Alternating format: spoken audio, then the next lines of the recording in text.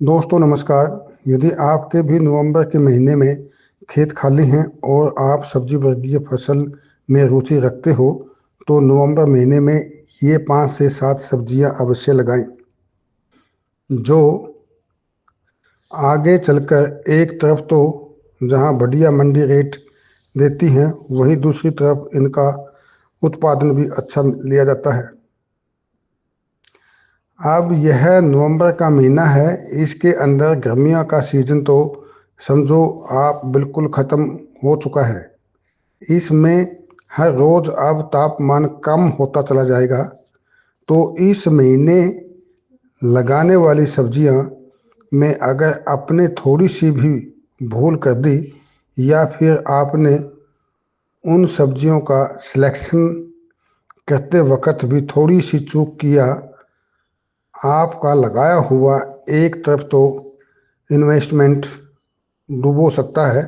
अगर आपने थोड़ी सी सूझबूझ के साथ कुछ सब्जियों की बुआई समय पर अच्छी जुताई व खाद पानी का ध्यान दिया तो आगे चलकर वो आपको माला माल बना सकती हैं।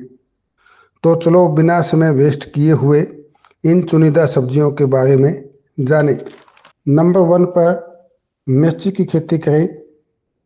इसकी पूरी साल पूरे भारत में 365 दिन डिमांड रहती है, क्योंकि मिर्ची के बिना खाना का कोई स्वाद नहीं। दूसरी बात, इसे आप कहीं पर भी बेच सकते हो। यदि आप गांव या छोटे शहर में हैं और आप अपनी मिर्ची को जहां अच्छा मूल्य मिले वहां पर बड़ी आसानी से बेच सकते हो। बस किसान भाइयों, मिर्च की अच्छी क्वालिटी तथा एक से ज़्यादा वैरायटी होनी चाहिए।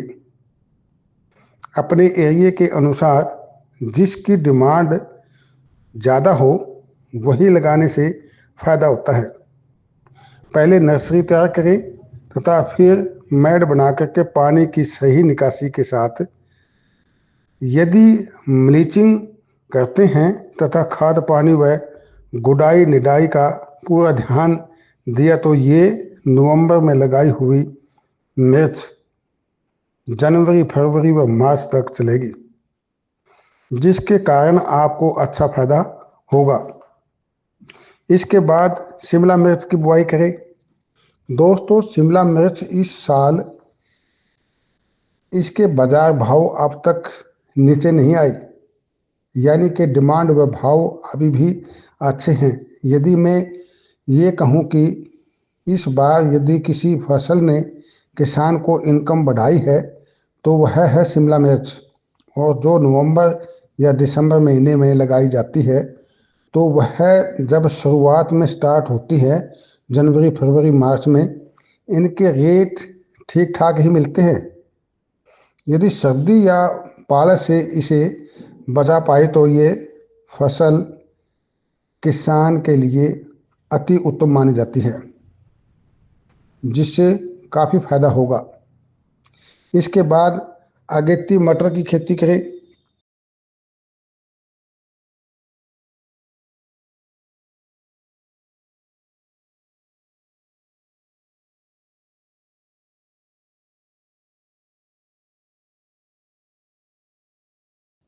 मटर एक तो जुलाई और अगस्त के अंदर बहुत से किसानों ने वो हरी मटर बोई थी, वो कुछ जगह तो बाजार में आ गई या फिर आने वाली है।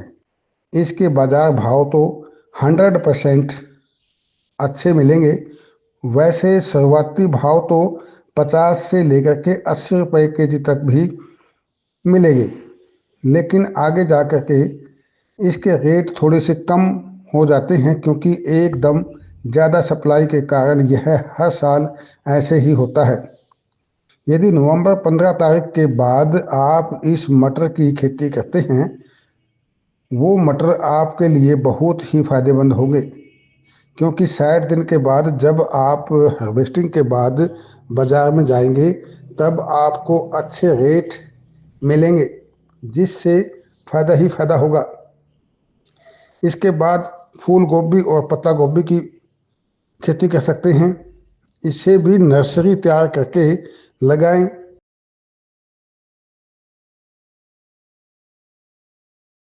खेती की अच्छी तरह खाद डाल करके जुताई करें, फिर मैड बना करके पानी की भरे पौधे की ट्राइकोडर्मा में उपचार करके 18 से 24 इंच की दूरी पर लगाएं तथा 25 से 30 दिन बाद फिर रुपाई करें। तना छेदक, माहू और झुलसा जैसी समस्याओं के लिए जैविक नीम का घोल या संजीवनी का भी आप हर 15 दिन में स्प्रे कर सकते हैं। फूल गोभी की फसल लगभग 90 से 120 दिन में कटाई के लिए तैयार हो जाती है। इसे भी जब आप हार्वेस्टिंग के बाद बाजार में जाएंगे तब अच्छे भाव मिलेंगे। इसके बाद टमाटर की खेती करें। दोस्तों, यदि नर्सरी लगा करके मेड पर मचान के साथ टमाटर लगाएंगे तो टमाटर मिट्टी में रहने से दाग लग जाते हैं, वो नहीं लग पाएंगे, जिसके कारण भाव अच्छे मिलेंगे। ये भी आपके लिए काफ़ी फायदेमंद होगा। इसके बाद चुकंदर की खेती करें। दोस्तों, यह जितना आसान चुकंदर को उगाना है उससे भी ज़्यादा ये हमारी सेहत के लिए भी फायदेमंद है। इसे भी जूस में, सब्जी में डाल करके टेस्ट के साथ साथ अपना स्वास्थ्य सही कर सकते हैं। ये भी फायदेमंद है। इसके बाद चप्पल टिंडा लगाओ। इसे भी मेड़ पर डायरेक्ट लगा सकते हो। निदाई गुडाई व खाद व स्प्रे का ध्यान दिया तो यह अकेली सब्जी आपको माला माल बना सकती है, क्योंकि इस समय लगाए हुए टिंडे जब हार्वेस्टिंग के बाद बाजार में लेकर के जाएंगे तब इनकी डिमांड व भाव अच्छे देखने को मिलेंगे, जिससे आपको फ़ायदा ही फ़ायदा होगा। इसके बाद जुगनी पेठा लगा सकते हैं। इसे भी आप डायरेक्ट मैड बना करके लगा सकते हो। इसे पानी ज़्यादा नहीं चाहिए।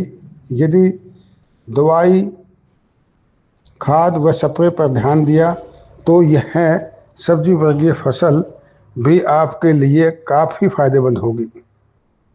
इसके बाद लहसुन की खेती करें। दोस्तों, लहसुन भी हमारे खाने का स्वाद तो बढ़ा ही देते हैं, यह सेहत के लिए भी काफ़ी फायदेमंद है। स्वस्थ कली का चुनाव करें। पिड़ेवा करके, खाद डाल करके, मैड बना करके लगाना अति उत्तम होगा। लहसुन की पूरी साल डिमांड रहती है। लहसुन को हार्वेस्टिंग के बाद बाजार में लेकर के जाएंगे तब यदि इसका भाव कम है तो कुछ दिन स्टोर कर सकते हैं। स्टोर करके भी अच्छा भाव ले सकते हैं। यह भी आपके लिए काफ़ी फायदेमंद होगा। इसके बाद प्याज की खेती कर सकते हैं। वैसे तो अब नर्सरी तैयार करके 15 नवंबर के बाद यदि प्याज को लगाते हैं तो अति उत्तम होगा। प्याज की डिमांड भी पूरी साल चलती रहती है। इसे भी कहीं पर भी बेचा जा सकता है और स्टोर करके बाद में भी बेच सकते हैं। यदि खाद, जुताई, बुआई व निदाई व पानी का व दवाई का ध्यान दिया तो यह फसल किसान को माला माल बना सकती है। इसके बाद कद्दू की खेती कर सकते हैं। ये पेठा टाइप जो कद्दू है, इसे आप सर्दी में लगा करके अच्छा फायदा ले सकते हैं। इसे भी मैड पर लगाकर मचान पर चढ़ाने चाहिए, ये भी फायदेमंद होगी। इसके बाद सर्दी वाले करेले की खेती करें। इस समय का लगाया हुआ करेला आपके लिए काफ़ी फायदेमंद होगा, क्योंकि इसकी डिमांड व भाव ज़्यादा मिलेंगे। इसे भी मैड पर लगा करके मचान पर चढ़ाएं, जिससे कि आपको फ़ायदा ही फ़ायदा होगा। इसके बाद पालक की खेती करें। यह भी कम खर्च में ज़्यादा पैदावार देने वाली है। बस एक पानी, 1 या 2 स्प्रे में पालक तैयार यदि 25 रुपये गुच्छी बिकती है तो भी यह आपको फायदा पहुंचाने वाली है। इसके बाद मेथी की खेती करें। इसे भी पाटा बना करके या छोटी छोटी क्यारी बना करके छिड़काव विधि से बो दो। यह भी कम खर्च में ज़्यादा पैदावार वाली सब्जी होती है। यदि एक गुच्छी 25 से 30 रुपये केजी भी बिकती है तब भी यह किसान के लिए फायदेमंद है। इसके बाद धनिया की खेती करो तथा अपनी रसोई के स्वाद को बढ़ाओ। यह भी पट्टा या क्यारी बनाकर लगाएं। यह भी कम खर्च व ज़्यादा आमदनी वाली फसल है। इसकी भी गुच्छी 30 से 35 रुपये तक आराम से बिक जाती है। सो यह भी फायदेमंद है। धन्यवाद।